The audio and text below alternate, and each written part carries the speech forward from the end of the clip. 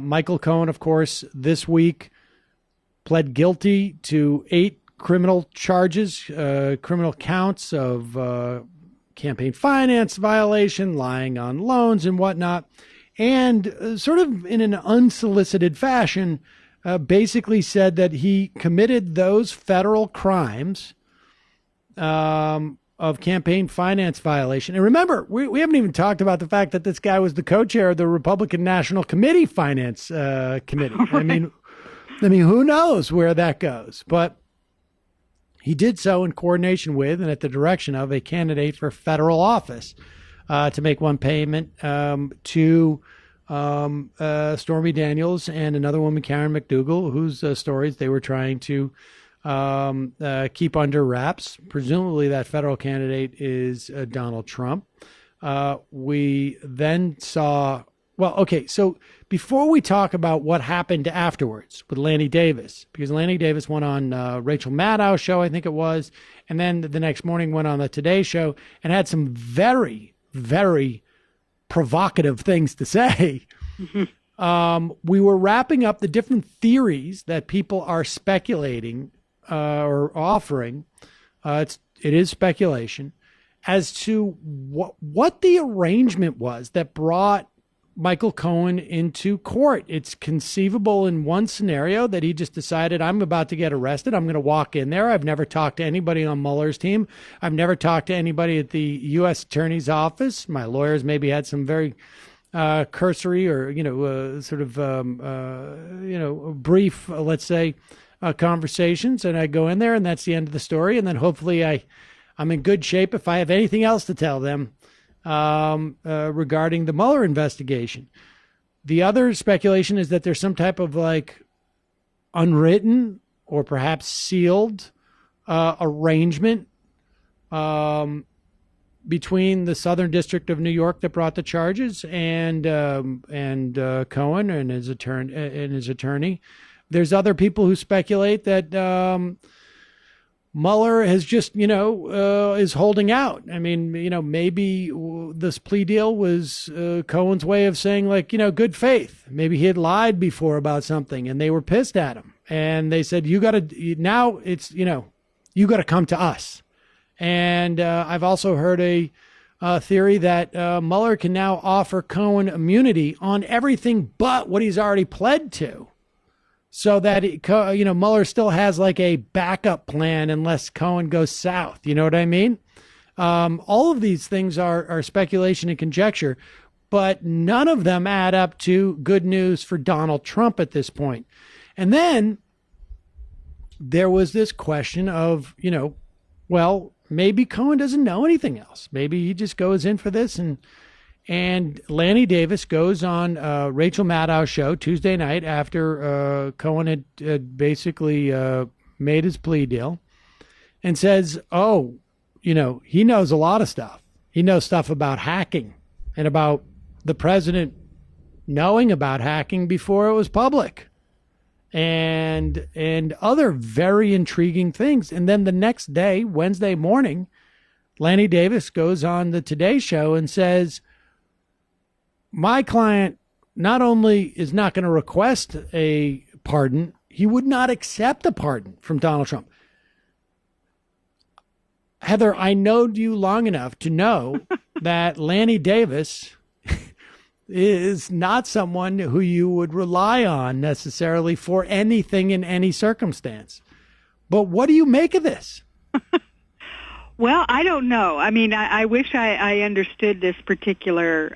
It seems as though, and Davis is working in conjunction with this lawyer that I mentioned earlier, Guy Petrillo, who's a real lawyer. I mean, he's not Lanny Davis, who is a political operator, right? I mean, we know that. Right. He's not representing Michael Cohen because he thinks he's just a good guy who deserves a break.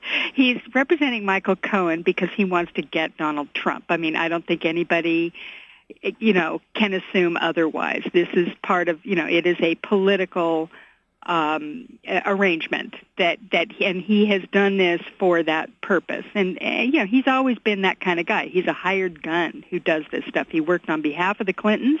in the old days, and now he's working on behalf of Democrats in a different way.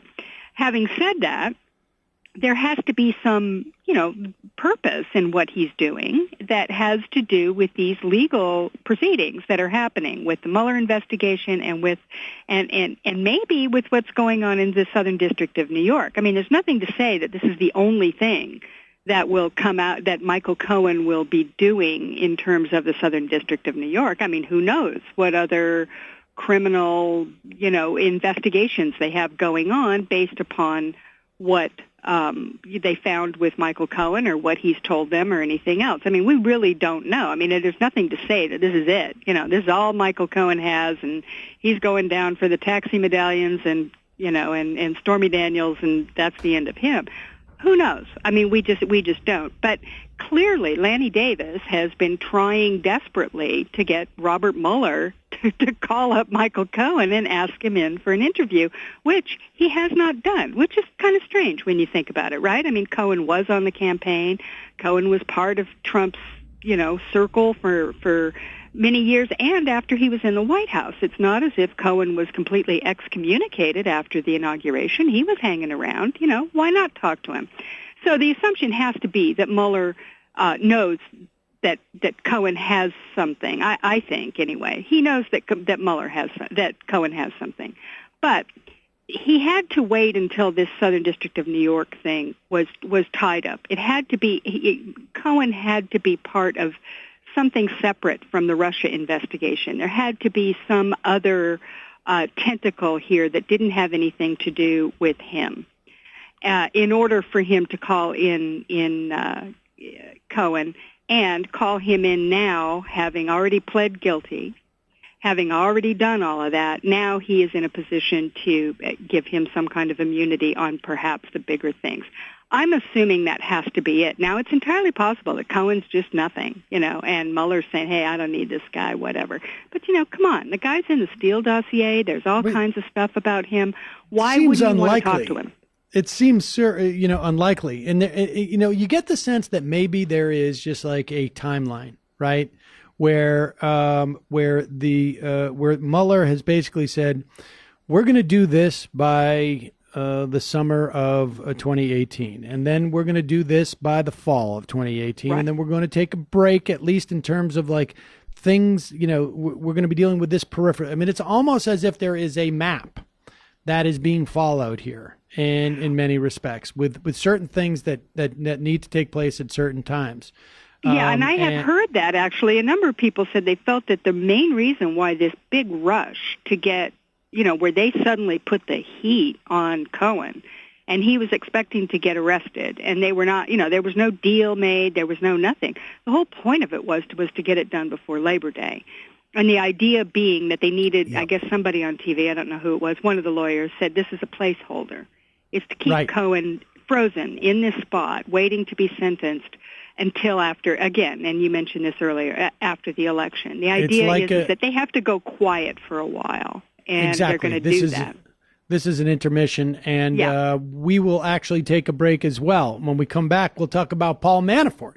The other liability that Trump has that was led to convictions within an hour, I think it was, of Michael Cohen's thing. It couldn't have been more dramatic. We got to take a quick break. I'll be right back with Digby. I'm Sam Seder. This is Ring of Fire Radio.